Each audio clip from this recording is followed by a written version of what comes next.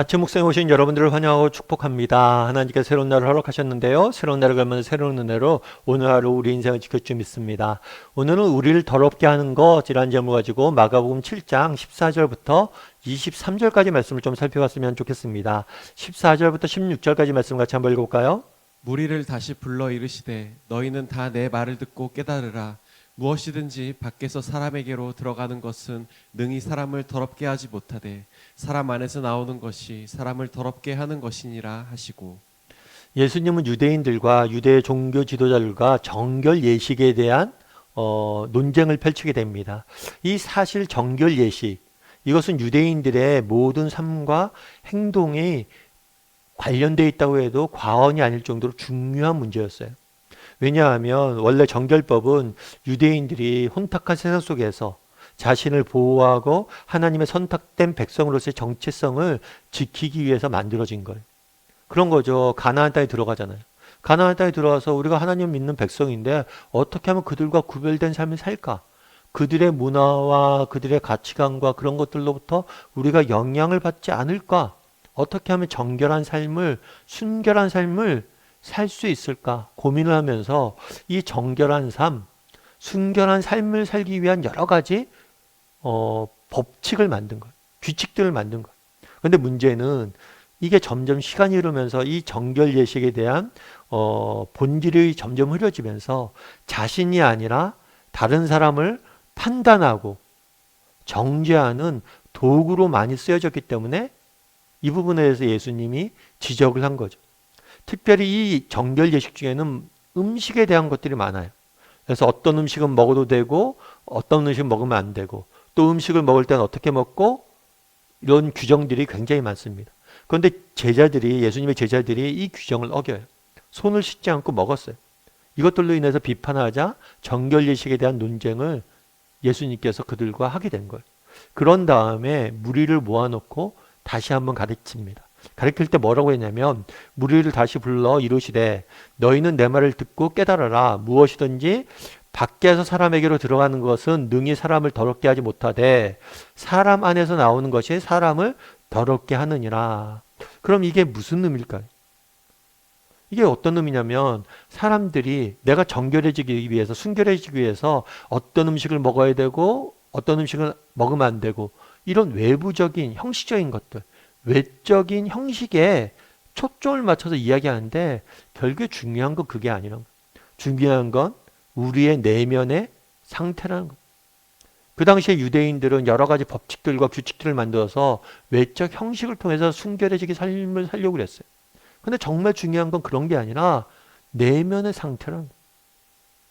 아무리 외적 형식을 잘 지켜도 그 내면이 썩어 있으면 아무것도 안 된다는 것을 지적하신 거예요. 그럼 여러분 형식과 내용 이 둘 중에 뭐가 중요할까요? 형식과 내용.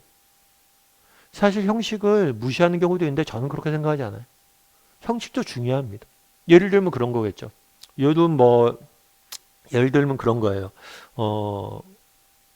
우리가 이제 예배를 드리잖아요. 예배를 드리는데 코로나 때 온라인 예배를 많이 드렸잖아요. 온라인 예배를 드리면 집에서 드리게 되죠. 집에서 예배 드리니까 뭐 편하죠. 사실은 집에서 예배 드리면 뭐 복장도 좀 자유로울 수 있고 뭐 준비하는데도 그럴 수 있고 그러다 보니까 아이들 뭐 침대에 누워서 예배 드리는 경우도 있고 그러잖아요.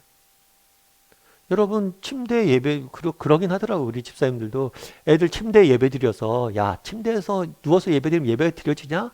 그러면서도 뭐 듣긴 다 듣는다. 사실은 형식이 중요해 보이지 않을 수 있어요. 내가 누워서 듣나 앉아서 듣나 무슨 의미가 있습니까? 뭐가 다릅니까? 듣기만 하면 되지.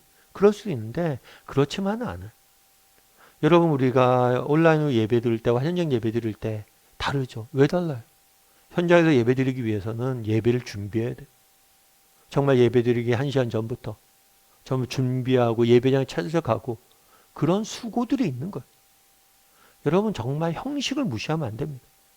형식이 없이는 정말 그 내용이 담길 수가 없어요. 그런데 기억할 것이 있다는 거예요.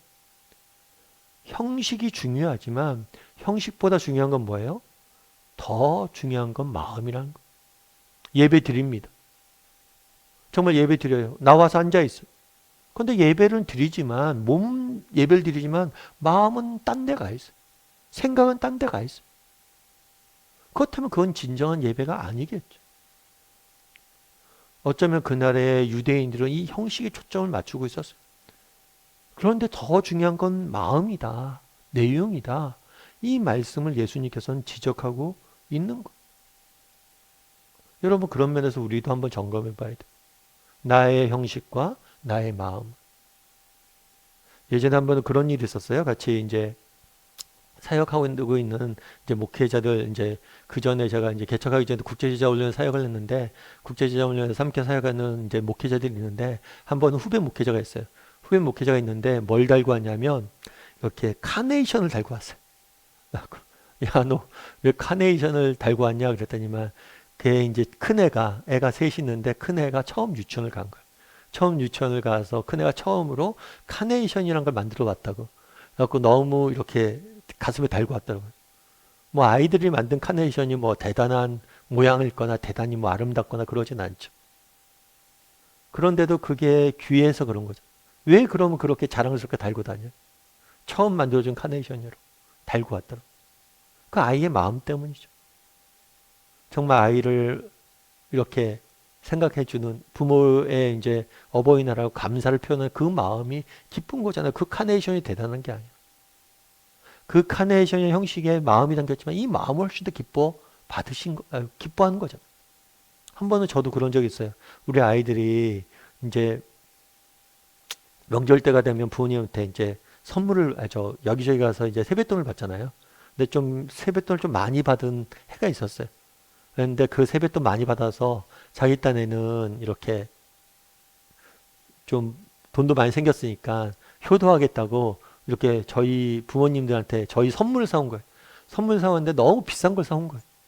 그래서 가서 이제 환불을 했어요, 저희. 환불을 하고, 이런 거 필요 없으니까 안 사도 된다. 그러지만 참 기쁜 마음이 들더라고요. 정말 그렇잖아요. 이 물건이 중요한 게 아니죠.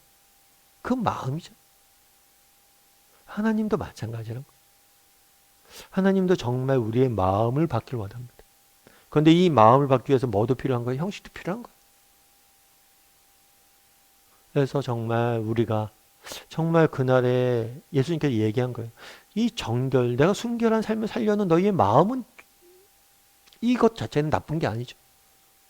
그런데 너희가 마음이 없이 형식만 그렇게 드리는 게 무슨 의미가 있냐는 거예요. 여러분, 우리가 형식도 중요하고 마음도 중요합니다. 신앙도 마찬가지고 모든 삶의 요소가 마찬가지.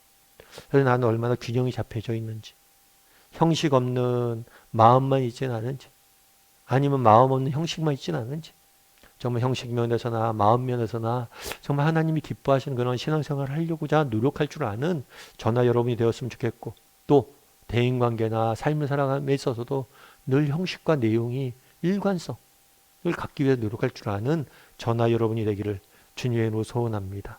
우리 함께 기도했으면 좋겠는데요. 기도하실 때 오늘 말씀 기억하면서 기도했으면 좋겠습니다. 정말 그날의 유대인들은 왜 형식만을 강조하면서 그 마음을 잃어버렸습니다. 혹시라도 우리에게는 이런 모습이 없는지, 형식만을 바라보고 정말 마음이 사라지지 않았는지, 또 반대로 마음만 이야기하면서 정작 형식은 다 잊어버림으로 마음까지 잃어버리고 있지는 않은지, 그래서 우리가 신앙에 있어서 마음과 형식이 균형 잡혀 있는지, 그리고 삶을 대하면서 한 사람을 대할 때도 정말 누군가 사랑한다 이야기하면서도 정말 말만 하고 행동은 안 하는 사람은 아닌지, 정말 우리가 다른 사람을 사랑할 때도 말과 행동, 정말 형식과 마음 두 가지가 동시에 진행되고 있는지, 늘 하나님을 섬길 때나 이 땅을 살아갈 때나 마음과 형식이 늘 균형 잡힌 사람이 되게 해달라고 이 시간 한 목소리로 같이 기도하도록 하겠습니다. 같이 기도하시겠습니다.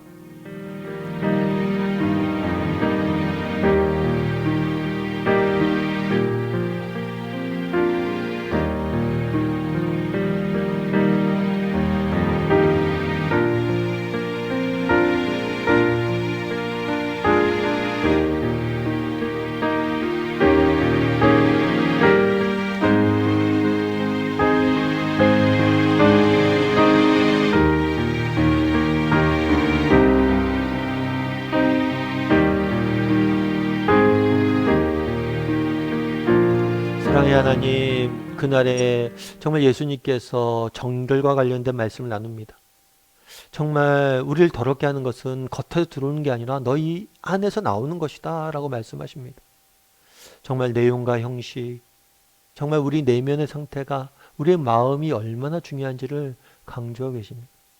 난 얼마나 마음과 형식이 균형 잡힌 신앙인인지, 또 다른 사람을 대하거나 이 땅을 살아갈 때 얼마나 마음과 행동이 일치하는 삶을 살아가고 있는지, 우리의 마음이 행동으로 드러나게 도와주시고 정말 마음 없는 행동만 있지 않는 그런 신앙이 될 수 있도록, 그런 삶의 태도를 배울 수 있도록 우리를 붙잡아 주시고 우리를 새롭게 하여 주시옵소서. 그래서 늘 마음과 행동이, 마음과 형식이 균형 잡힌 그런 삶을 살아가는 신앙이 될 수 있도록 주여 은혜를 더하여 주시옵소서. 아버지, 오늘 하루 또 세상 속에 살아가야 됩니다. 하나님의 은혜가 없이는 단 하루도 살 수 없는 존재임을 고백합니다. 하나님, 우리로 하여금 하나님을 바라보게 도와주시고 하나님이 주시는 은혜로 오늘 하루도 승리할 수 있도록 하나님 붙잡아 주시옵소서. 모든 말씀 예수님의 이름으로 기도드립니다. 아멘.